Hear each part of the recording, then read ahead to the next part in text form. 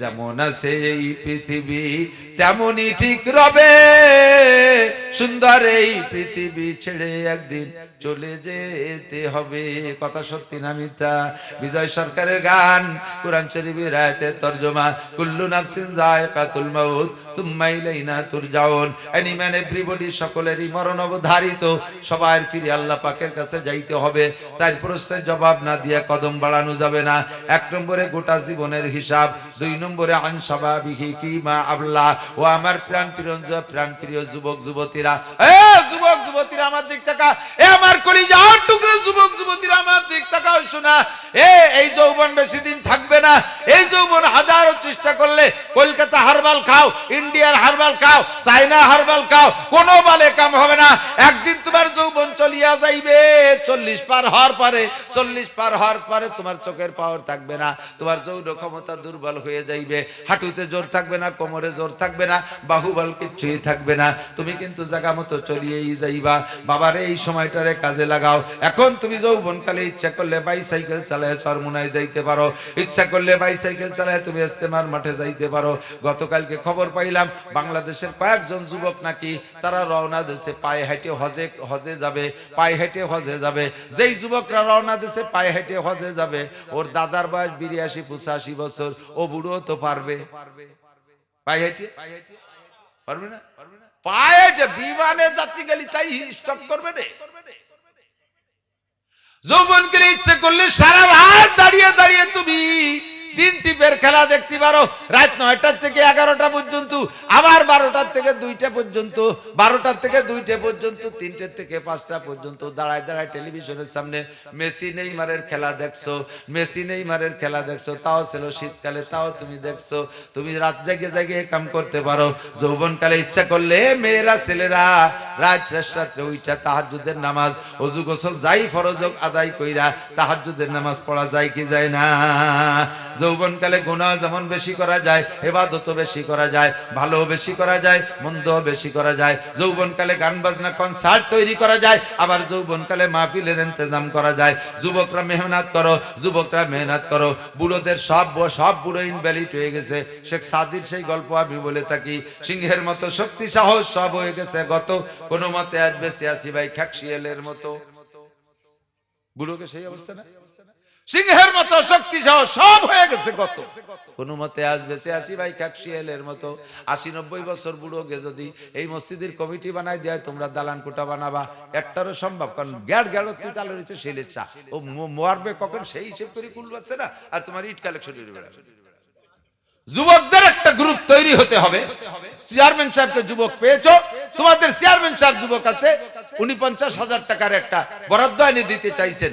চেয়ারম্যানের কি আছে আমি জানি, আমার চাচাও চেয়ারম্যান ছিল, আর কত চেয়ারম্যানের সাথে আমার সম্পর্ক। যখন আমার বয়স 12-13 বছর, সেই সময় চেয়ারম্যানের বাড়ি লজিং থেকে লেখাপড়া হচ্ছে। ও চেয়ারম্যানের আউল লাখের আমি জানি কি আছে, বেতন পাই কয় টাকা, হাদিয়া পাই সামান্য কয় টাকা, 4.5-5-6 হাজার টাকা। তাই দিয়ে এই যে যত জায়গা মাহফিল আছে মৌসুমী ইউনিয়নের ভিতরে, সব মাহফিলি যা লাগে না, একজন চেয়ারম্যান কি 500 টাকা মাহফিলি দিলে আপনারা খুশি হন? ওনার এক মাসে যে ভাতা পায় তা এক মাহফিলি দিলে এই দেশে বেশ কি পারবে না সবাই। আবার যে ইউনিয়নে যত বিয়ে আছে সব ওনার খাওয়া লাগবে, কোন বিয়ে খালি হাতে খাইয়ে সরকার আছে। এই টাকা পাবে কোন জায়গা? কাজেই টনমন্ত্র একটু রানিবামে রাখতেই হবে, কমপক্ষে আপনাকে বিয়ে খাতে। তারপরেও আল্লাহর রহমতে হাজারো চেয়ারম্যান আছে, আল্লাহর রহমতে জাতির হক ওই জায়গা হাত দেয় না, গরিবের হক সঠিকভাবে পৌঁছায় দেয়। আমি বলতে চাইছি এটা যে চেয়ারম্যান সাহেব যে মোটা দান করবে, কোটি কোটি টাকা দেবে, কোত্থেকে দেবে? বাপের বাড়ি বেশি আদৌ না, এটা সম্ভব না, এটা ওনার দায়িত্ব না। সরকারি মাল আসবে, তার একটা % হিসাব করে আপনাদেরকে দেবে। সে সেভাবে দিতে চাইছে, আপনাদের এখানে 50,000 টাকার একটা বরাদ্দ দিতে চাইছে, ইচ্ছা করছে। আল্লাহ তাআলা তাকে দেওয়ার তৌফিক দান করে, বলেন আমিন। আর আমরা সকলে মিলে এখানের সাথে খেদমত করব। যুবকরা তৈরি থাকবে, যুবকরা যা পারে বুড়োরা তা পারে না। যুবকরা চাইয়ে আনতে পারে, কইয়া আনতে পারে, চুরিয়ে আনতে পারে, না কইয়া আনতে পারে, কত কায়দা। তাই বলে সুরাটা যেন মসজিদে দিও না, ডাকাতি করে টাকা মসজিদে, এদিক হারাম টাকা সুদে ব্যবসা করে যারা, এদিক লক্ষ্য করেন, যাদের সুদে কারবার আছে, সুদে কারবার করে যারা, সুদ খাইয়ে 1 কোটি টাকা দিয়ে যদি কাবা ঘরের গিলাপ বানায় দেয়, তার আমল নামায় আয়াতকুন নেকি হবে না। আয়াতকুন বুঝেন তো, এক নেকির অর্ধেক রেখা আয়াতকুন। আমাকে ওদিকে আয়াতকুন পাই, অর্ধেক নেকি আজ্ঞান। একটা নেকির অর্ধেক নেকিও পাবেন না, বরঞ্চ হারাম টাকা দান করে নেকির আশা করলে কাফের হয়ে যায়, ঈমান নষ্ট হয়ে যায়। আপনি কোরআন শরীফের আয়াতকে অস্বীকার করা হবে। আল্লাহ হেফাজত করুন বলেন আমিন।